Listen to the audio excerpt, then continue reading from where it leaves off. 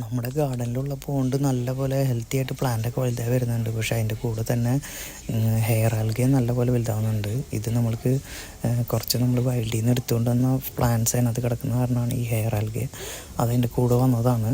നല്ലപോലെ സൺലൈറ്റ് കിട്ടുമ്പോൾ ഇത് നല്ലപോലെ വലുതായി വരുന്നുണ്ട്. അപ്പോൾ നമ്മൾ അതിനെ കൈകൊണ്ട് റിമൂവ് ചെയ്ത് കളയാണ് ചെയ്യുന്നത്. കൂടുതൽ വരുന്നതനുസരിച്ച് നമ്മളതിനെ റിമൂവ് ചെയ്ത് കളയും. വേറെ വാട്ടറിൻ്റെ ഇതിനൊന്നും ഒരു പ്രശ്നമില്ല.